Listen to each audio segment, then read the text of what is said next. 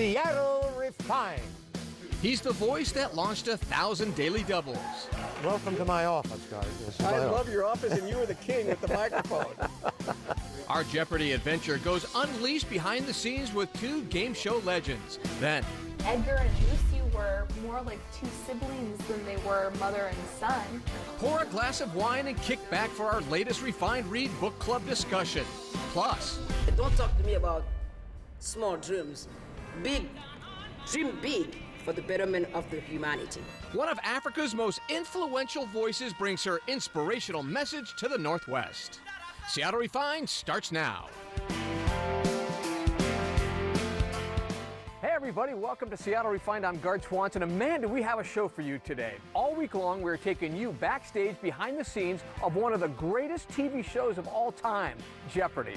Our Refined team headed to Los Angeles for a VIP visit to the Jeopardy studio, and it is seriously one of the coolest experiences I have ever had. But one of the highlights, hands down, was chatting with two longtime legends of the popular quiz show. And I'm not talking about Alex Trebek. Hi, Johnny. If Alex Trebek is the face of Jeopardy, then executive producer Harry Friedman is the brain, and announcer Johnny Gilbert is the voice. This is Jeopardy. These showbiz veterans charmed their way into America's living rooms long before the iconic game show. Welcome to my office, guys. I love your office, and you were the king with the microphone. What strategy goes? Believe it or not, Johnny is in his early 90s and still going strong. And you got into broadcasting when? Well, actually, it started back in 1959. I was really a singer. I started out as a professional singer. And then a fellow heard me singing on stage one night, and he says, yeah, I think you'd be good in television. You want to go up to New York and do some auditions? Wow. And so that's how I got into it, and I went ever since. You know, started doing The Price is Right with Bill Cullen and Bert Parks and Words and Music, and then just worked my way up. Did my own show once called Music Bingo. Everybody plays music bingo. So it's been my whole life. You know, I've been yelling at these people for a long time. And you have a whole bunch of jackets to prove it. Oh, yeah, I've got about 12 of these. Yeah, let me see the back of this. This here. is different colors. And This is Jeopardy. Yeah, you got to love it. So how many colors did you say? 12? about 12 of them, yeah. A friend of mine makes them for me. So I have them in satin and suede and all kinds of things. You love your job, don't you? Oh, I really do. I look forward to it. I look forward to getting here, look forward to meeting the people from all over the world. But it's not like talking to strangers. I feel like I know all these people when I get in and talk to them. Well, they certainly know you. Yeah, that's true. Thank God for that. How about your relationship with announcer Johnny Gilbert? I have no relationship with Johnny Gilbert. I never liked the guy. I don't know how he has managed to stay with us. He and I are the only two who have been with Jeopardy since the very beginning. That's what he told me. It was So great. I take a great deal of pride in that. We are friends, and we have great respect for each other. Harry, Gard Swanson, we met about a year ago. But you can't talk about Jeopardy without bringing up Harry Friedman. For years, he worked alongside game show king Merv Griffin before taking over both Wheel of Fortune and Jeopardy. And just days ago, his peers honored him with a Lifetime Achievement Award at the Daytime Emmys. Let's just first of all talk about your Lifetime Achievement Award. I mean, how cool is that? That is cool. It's very cool. You know, I don't know what the line of demarcation is, you know, when you finally say, okay, now you've done enough to qualify. It's very subjective, but it's terrific. It's a great opportunity to look back a little bit and also to acknowledge and thank a lot of the people that have helped me get this far. The nice thing here is that everybody appears to really like each other, and you have a lot of people who've been here for a lot of years. So it's not Alex up here on the set. It's just not you. It's like a whole family up here making Jeopardy successful. Well, it is a family, and I think that's really rooted in understanding the importance of these shows, and that's not to say we're self-important, but certainly with Wheel and Jeopardy, the viewers rely on us to be consistent. They rely on us to be entertaining, to be kind of a respite from whatever chaos is going on in the world or in their own lives. And it's a safe haven, and it's fun. So this show could go for a long time. We sure hope so. I remember when Jeopardy went on the air originally in the 60s on NBC Daytime. And I thought, wow, this is tough. This is a tough show. So it was dormant for a while, and then came back a year after Wheel of Fortune went into syndication. And now, here is the host of Jeopardy, Alex Trebek. You have Alex here. You got the contestants. You know, you got Harry Friedman, the executive producer, who's done a terrific job here. He's the best. Yeah, and then you have your voice. Thank God for that. Thank God for that. Our Jeopardy coverage rolls into daily double territory tomorrow on Refined. I go one-on-one with Alex and get advice that only Jeopardy winners know. But what you should try very hard to avoid. That's tomorrow on Refined. Thanks to our partners at University Bookstore, our Refined Reads Book Club is getting bigger and better than ever. Our April book club party did not disappoint as we gathered to discuss one of the most intense and layered selections yet, Edgar and Lucy by Victor Lodato. Edgar and Lucy is a sweeping, complicated look at love, tragedy, and loss of innocence. It centers around Edgar, an 8-year-old albino boy, his widowed mother Lucy, his grandmother Florence, and a mysterious man who takes an interest in the family.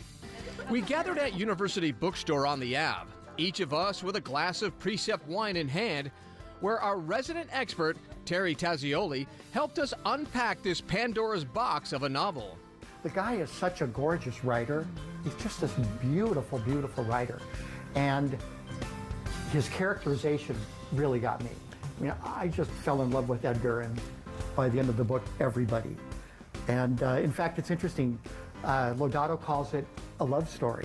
Waking up from a 10-year dream of writing this book into a world in which there's suddenly so much unkindness, it feels like a good moment to put a love story in a story where kindness is the central message or one of the main themes of the book.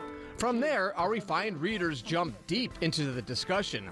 What did you guys think about the relationships between those three people, Edgar, Lucy, and Florence? Well, Lucy was not acting as a parent at all. She was kind of living her own life in reaction to Frank's death. And Florence was Edgar's mother. I mean, she was the dependable one. Lucy was alluring and mysterious, and you watched her put on her makeup, and she intimidated him. And Florence was who he went to for nurturing and caring, and so, yeah, it was very different. It was very, even though she had this huge part and definitely was more the mother role in it,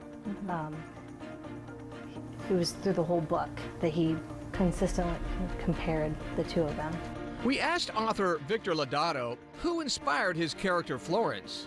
So Florence is sort of as if I'd taken I lived with both my grandmothers growing up. I was very lucky. Both my parents worked, so it was these two women who raised me, and so were really important figures in my life. And so the character Florence is really as if I'd taken my skinny Polish grandmother and stuffed her inside the body of my much larger Italian grandmother and made one character. What I loved about the book, though, is that we weren't stuck with that idea of Edgar and Lucy forever.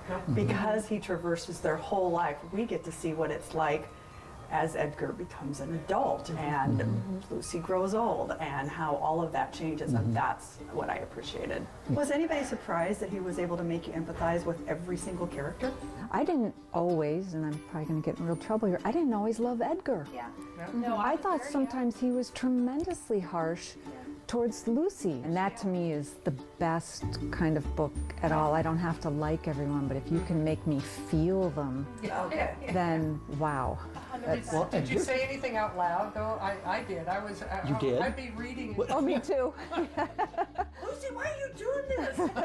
One of the things that I think was interesting to me with Victor Lodato, and I asked him how he felt at the end. Oh, goodness. I think it did change me. Writing this book, I've never been a hard person, but somehow writing this book softened me. And that just sat with me again because, I did too. Yes. When I finished it and I closed it, I miss these people. University Bookstore and Refined want you to join our next Refined Reads Book Club. We're happy to announce our May selection is The Turner House by Angela Flournoy. The Turner House is the story of a multi-generational African-American family from Detroit, forced to face the future and confront the past as the city and their secrets crumble around them. Sounds juicy, right? Pick up a copy at University Bookstore and let's get reading, guys. Seattle Refined is just getting started.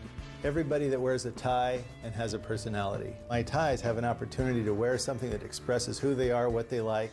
Meet the Northwest artist turning normal neckties into knockouts. But first, My father always used to say, leave guilt aside. Guilt will kill you. powerful advice from one of the world's most influential women. Find out what brought her to Seattle next. But first, a shout out to our friends at Kimpton Hotels for making our recent trip to Los Angeles such a pleasure. The Refined team stayed at the newly renovated Hotel Palomar in Beverly Hills, located just minutes from the best places in Beverly Hills and LA. From the nightly wine hour, to the posh pool, to the brand new Double Take restaurant, there's something for every member of the family, including skee ball and shuffleboard. Hey, thanks, Kimpton.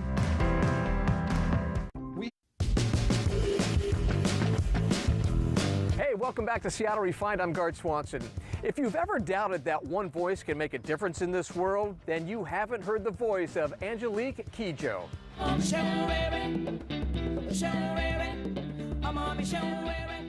The Grammy Award-winning singer and activist has a list of international accolades that go on forever.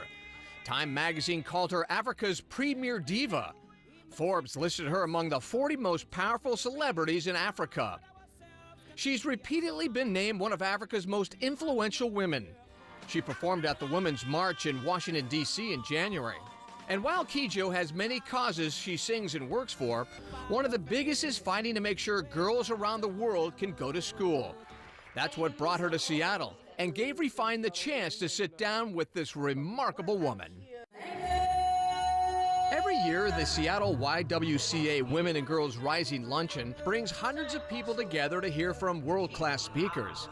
This year, they've come to listen to singer and activist Angelique Kidjo, whose journey to global prominence started from humble beginnings in the West African country of Benin. My father always used to say, dream has no gender, dream has no color, and if your dream is not big enough, shut up. That's what my father used to say. Don't talk to me about small dreams. Dream big for the betterment of the humanity. Over the years, Angelique Kidjo has used her music as a tool for furthering causes from human rights and girls' education to HIV awareness and climate change. But what motivates me is because I'm a human being, and climate change affects my life. Human rights affects my life. That's why I'm engaged in everything that I do, because I want, at the end of my life on this earth, if I have grandchildren, for me to be able to tell them I've tried my best for you to have a better life.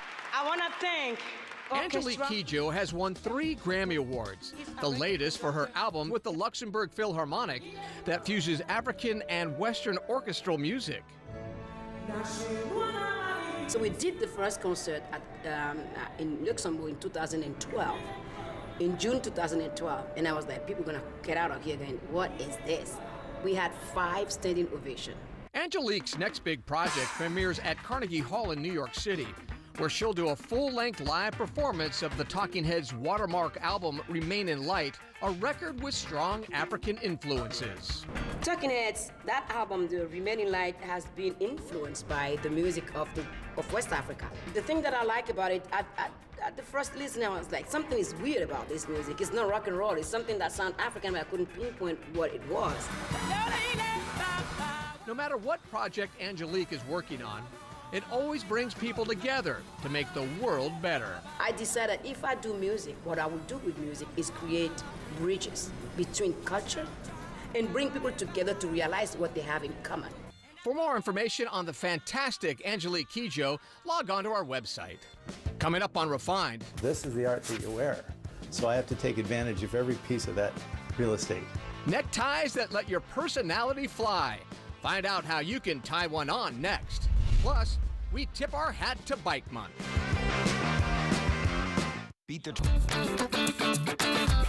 Welcome back to the show. You know, they say art is in the eye of the beholder, and in some cases, it's around the neck of the wearer. Refined's John Prentice discovered one local artist whose canvas had us fit to be tied. Kent Hopkins is an artist. Walk into his home and you'll soon be surrounded by big, bright, bold paintings. I've been painting since I was about 21. You'd be hard-pressed to find earth tones in my pieces. This world is full of color, and so are my pieces. The colors are strong and vibrant and everywhere. Most of Kent's paintings are huge in both size and presence, but lately he's been working a lot smaller. So Kent, what is it like going from something this big to something this big? This is the art that you wear, so I have to take advantage of every piece of that real estate. Kent paints in layers, sometimes with 3 or 4 different colors to create all these different designs, swirls, splotches, and splashes. It started years ago. My third daughter was getting married, and her name is Teal. And so she came to me with some teal colored ties and said, you know, Dad, can you do something with this? And I said, yeah, absolutely. So I made 6 or 7 ties. They were a big hit at the wedding, and I wore my own to work. And the guys at work couldn't get enough of Kent's tie, so he made a few for them. Now, Kent has made more than 500 ties and says his ties draw attention wherever they go. People have even stopped him on the street to buy the tie he's wearing, right off his neck. But if you want one, you don't have to track him down. We've started a website that is really exciting, PicoTize, PKOTIZE.com.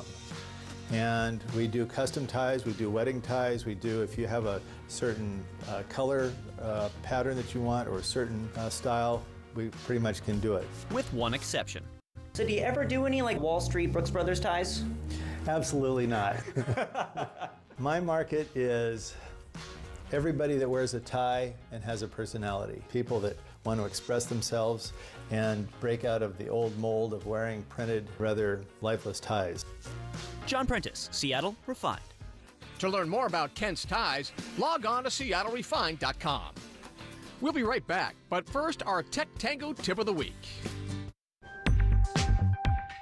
Joe asked, what is the best way to delete applications from my PC?